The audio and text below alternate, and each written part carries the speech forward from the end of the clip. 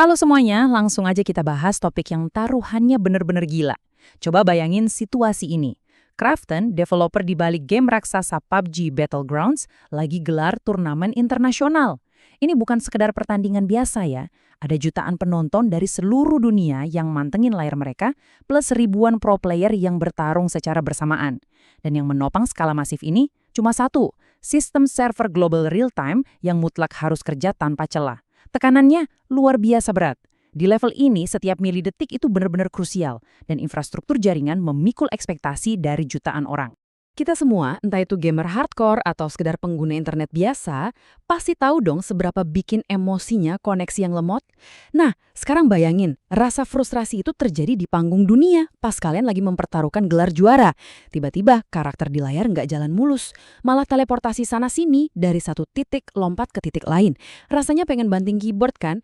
Jutaan pasang mata ngelihat momen krusial hancur berantakan gara-gara masalah teknis. Ini tuh udah bukan sekedar glitch sepele lagi, ini murni bencana teknis global. Nah, hari ini, alih-alih ikut-ikutan marah, kita bakal bedah tuntas misteri di balik server yang kolaps ini. Kita bakal bongkar data dan pecahin teka-teki. Apa sih yang sebenarnya bikin server kelas dewa ini tumbang? Oke, mari kita masuk ke tempat kejadian perkara. Pas pertandingan lagi panas-panasnya, para pemain mulai teriak ngelaporin gejala-gejala aneh yang ngerusak permainan. Pertama, peluru yang keluar itu mengalami delay. Di game tembak-tembakan di mana sepersekian detik itu sangat menentukan, delay adalah vonis mati. Terus yang kedua, karakter yang tiba-tiba teleportasi. Bukannya lari di lapangan, musuh tiba-tiba ngilang terus muncul di tempat lain. Dan yang ketiga, sinkronisasi antar pemain jadi super lambat. Efeknya udah bisa ditebak. Pertandingan yang udah ditunggu-tunggu ini kacau balau. Protes keras dari pro player meledak, dan pengalaman bermain secara keseluruhan bener-bener hancur. Buat panitia e-sports manapun, ini tuh mimpi buruk yang jadi nyata. Sekarang, mari kita pakai insting detektif kita dan intip data servernya. Data ini benar-benar nunjukin cerita yang tegang. Pas server nanganin 10.000 pemain aktif, delay atau latensinya itu ada di angka 15 milidetik. Masih sangat sehat, super mulus. Naik ke 50.000 pemain, latensi merayat dikit ke 45 milidetik. Oke, masih wajar. Tapi coba perhatiin pas angkanya nembus 100.000 pemain.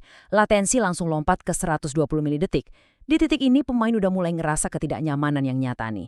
Dan puncaknya, boom! Pas sistem kebanjiran 300.000 pemain, latensi meledak ke angka 350 milidetik.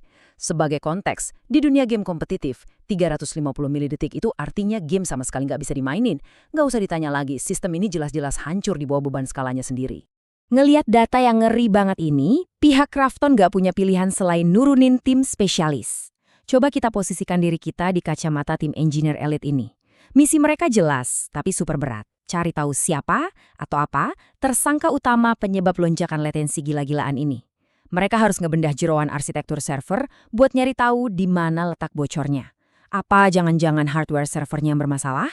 Atau ada serangan cyber? Atau mungkinkah emang ada cacat bawaan dari gimana cara server-server ini saling ngobrol? Dan spoiler alert, jawaban yang mereka temuin ini cukup mengejutkan dan ngasih kita pelajaran mahal soal desain sistem. Dan ini dia tersangka utamanya. Tim engineer nemuin kalau arsitektur server ini pakai apa yang namanya ring topology atau topologi cincin buat menangani komunikasi antar titik game server. Jadi, server-server ini dikoneksikan dengan rute melingkar yang berurutan. Dari server 1 nyambung ke server 2, lanjut ke server 3, ke server 4, dan seterusnya. Sekilas sih desain ini kelihatan rapi dan sistematis ya kan? Tapi nyatanya, pas dihajar ratusan ribu transaksi data real-time secara bersamaan, topologi cincin ini ternyata nyimpan kelemahan fatal yang jadi biang kerok dari seluruh bencana lag yang lagi kita bahas. Biar gampang bayanginnya, anggap aja topologi cincin ini kayak main pesan berantai. Misalnya nih, langkah pertama, server 1 mau ngirim update posisi krusial seorang pemain ke server 4. Langkah kedua, dan ini letak masalah utamanya, di topologi ini, data tuh nggak punya jalan pintas buat langsung ke server 4.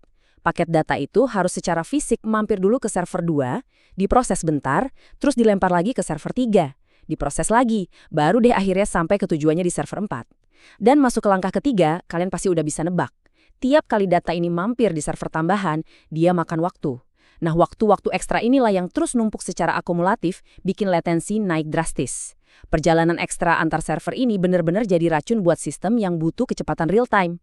Inti dari semuanya ini bermuara pada satu kata, bottleneck, atau leher botol. Di dunia rekayasa sistem, bottleneck itu titik kemacetan paling parah yang ngebatasin performa seluruh sistem, nggak peduli seberapa kenceng komponen lainnya. Di kasus spesifik server PUBG ini, bottleneck-nya bermanifestasi sebagai telatnya komunikasi dan macetnya jaringan. Konsep dasarnya gini, makin banyak jumlah server di dalam lingkaran cincin itu, ya makin panjang juga antrian datanya. Otomatis, waktu buat komunikasi antar titik jadi makin lama. Sederhananya desain kayak gini malah ngehukum sistemnya sendiri pas mau dikembangin. Makin besar ukurannya, malah makin lemot kerjanya. Efek mematikan dari bottleneck ini benar-benar berantakan. Pas data dari server satu dipaksa lewatin beberapa server berulang kali pas lalu lintas lagi padat, jaringan langsung ngalamin kemacetan parah. Ini tuh ibarat jalan tol satu jalur yang tiba-tiba diserbu jutaan mobil di saat yang sama. Mobil-mobil ini, alias paket data tembakan dan pergerakan karakter, kejebak macet parah di lalu lintas digital antar server. Keterlambatan demi keterlambatan numpuk, yang secara efektif benar-benar ngehancurin sinkronisasi real-time yang mutlak dibutuhin buat sebuah turnamen e-sports global. Ini adalah contoh nyata banget gimana milih topologi jaringan yang nggak tepat bisa melumpuhkan produk kelas dunia. Sekarang, kalau kita ngadepin sistem yang lagi kelebihan beban, insting pertama kebanyakan orang, dan mungkin kalian juga kepikiran gini, adalah kenapa nggak ditambah aja servernya buat nampung pemain yang meledak? Nah, ini yang kita sebut uji skalabilitas.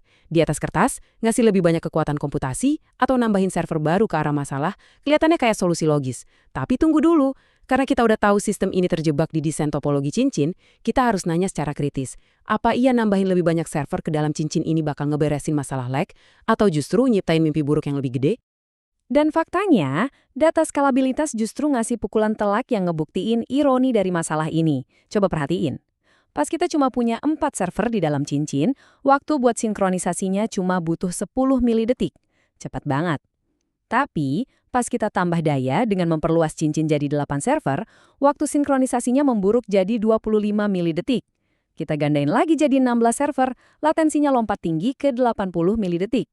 Dan pas sistem dicoba diperbesar sampai 32 server, waktu sinkronisasinya meroket gila-gilaan mencapai angka yang merusak permainan, yaitu 220 milidetik.